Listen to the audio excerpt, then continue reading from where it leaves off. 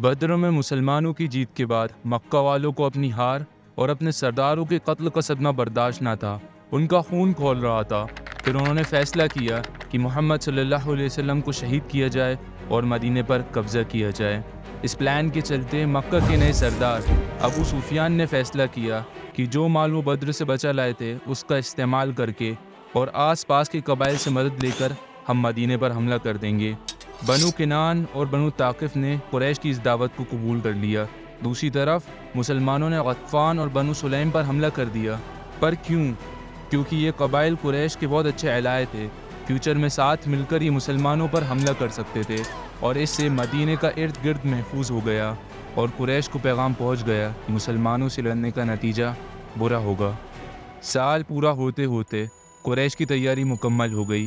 3000 فوجی، 3000 اونٹ، 200 گھوڑے اور 700 زرے کے ساتھ مکہ کا نیا سردار ابو سفیان ایک بہترین آرمی، ایک بہترین پلان کے ساتھ مدینہ روانہ ہو گیا۔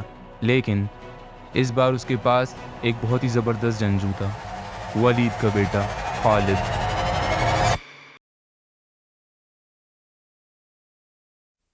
جب مکہ میں یہ سب ہو رہا تھا، حضرت عباس ہر چیز پر اچھے سے نظر رکھے ہوئے تھے۔ انہوں نے فوراً خبر مدینے روانہ کی۔ خبر کے مدینے پہنچتے ہی سب لوگ الرٹ موڈ میں آ گئے۔ مسلمانوں نے ہتھیار اٹھا لیے۔ رسول اللہ صلی اللہ علیہ وسلم نے مدینے کے ارد گرد جاسوسی دستے روانہ کر دیے۔ اب آپ صلی اللہ علیہ وسلم نے مجلس شورا منعقد کی، جس میں آپ نے سب کو اپنا خواب بتایا۔ میں نے دیکھا کہ کچھ گائے ذبح کی جا رہی ہیں، میری تلوار کی نوک پر شکستگی ہے اور میں نے اپنے ہاتھ ایک محفوظ زرہ میں داخل کیے ہیں۔ پھر آپ نے اس کی تعبیر کی، گائے کے ذبح ہونے سے مراد کچھ صحابہ شہید ہوں گے، میری تلوار کی نوک پہ شکستگی سے مراد میرے گھر کا کوئی شہید ہوگا، اور میرے ہاتھ محفوظ زرہ میں داخل ہونے سے مراد مدینہ۔ اب رسول اللہ نے اپنی رائے پیش کی، ہم مدینے سے باہر نہیں نکلیں گے، اور قریش اگر مدینے میں داخل ہوں گے تو ہم ان سے گلی کوچوں میں لڑیں گے۔ پھر صحابہ کی جماعت نے مشورہ دیا، یا رسول اللہ میدان میں تشریف لے چلیں، کہیں وہ یہ نہ سمجھے کہ مسلمان ڈر گئے ہیں۔ رسول اللہ نے اکثریت کے سامنے اپنی رائے کو ترک کر دیا۔ اس وقت مسلمانوں کے لشکر میں صرف 1000 فوجی تھے وچ 100 زرے، پر اب ہمیں پتہ ہے اسلام اور کفر کے بیچ جنگ میں تعداد فیصلہ کن نہیں ہوتی۔ مسلمان میدان جنگ میں پہنچے۔ قریش وہیں ان کا انتظار کر رہے تھے۔ ان کو دیکھ کر منافقوں کا سردار کہتا، ہم نہیں سمجھتے کہ کیوں خواہ اپنی جان دیں، اور 300 لوگوں کے ساتھ عبداللہ بن ابی روانہ ہو گیا۔ اب 700 صحابہ بچے، جن میں سے 50 آرچرز کو ایک پہاڑ پر بھیجا تاکہ قریش پہاڑ کے پیچھے سے حملہ نہ کر پائے، اور بہترین ملٹری جنرل خالد بن ولید کا یہی پلان تھا کہ ہم مسلمانوں کے اوپر پہاڑ کے پیچھے سے حملہ کریں گے۔ لیکن اس سے بھی بہترین ملٹری جنرل محمد رسول اللہ نے اس پلان کو آنک لیا تھا، اور اس سے قریش کو اچھا خاصا نقصان ہوا۔ آپ صلی اللہ علیہ وسلم نے آرچرز کو حکم دیا، اگر تم دیکھو کہ ہم مارے جا رہے ہیں تو ہماری مدد کو نہ آنا، اور اگر دیکھو کہ ہم مال غنیمت سمیٹ رہے ہیں تو ہمارے ساتھ شریک نہ ہونا، اگر تم دیکھو کہ ہمیں پرندے اچاک رہے ہیں تو بھی اپنی جگہ نہ چھوڑنا۔ دونوں لشکر ایک دوسرے کے قریب آئے۔ قریش کا ایک جنگجو آگے بڑھا اور لڑنے کے لیے پکارتا۔ یہ دیکھ کر حضرت علی آگے بڑھے اور ایک ہی جھٹکے میں اسے ختم کر دیا۔ پھر اس کا بھائی آگے بڑھا، لیکن وہ حضرت حمزہ کے سامنے نہ ٹک سکا۔ یہ دیکھ کر مسلمانوں نے تکبیر بلند کری اور آفینسو حملہ شروع کر دیا۔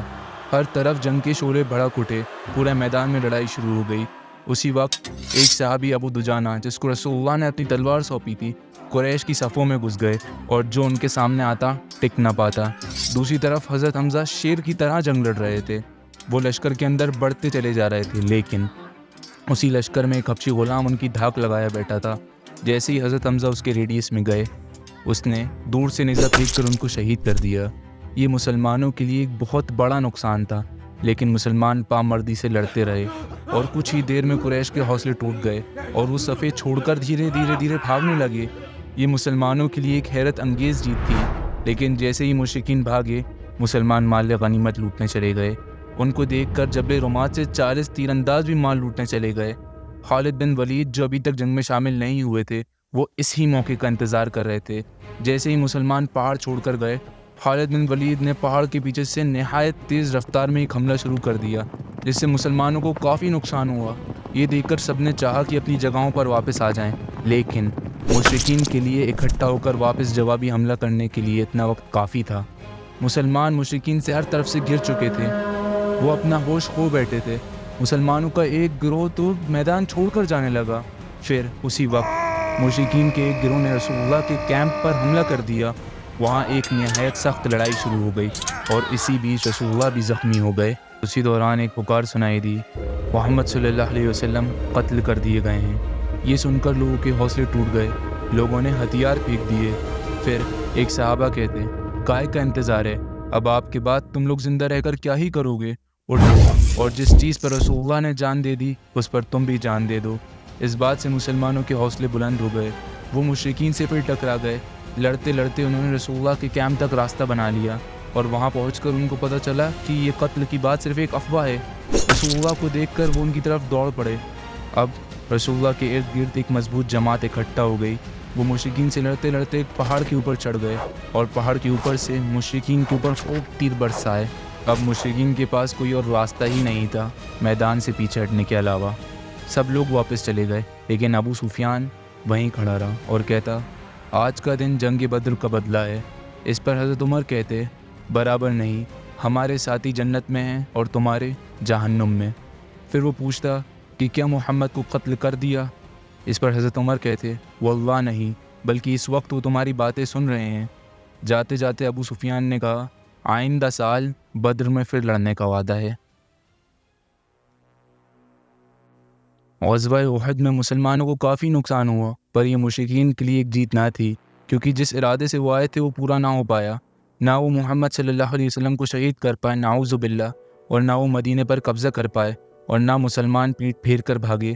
اس لیے اس کو غیر فیصلہ کن جنگ کہہ سکتے ہیں۔ مسلمانوں نے اس نقصان کے باوجود اپنے دشمنوں کا مقابلہ جاری رکھا اور اپنی دفاعی قوت کو مزید مضبوط کیا۔ یہ جنگ مسلمانوں کو اسلام پھیلانے کے مشن سے نہ روک پائی۔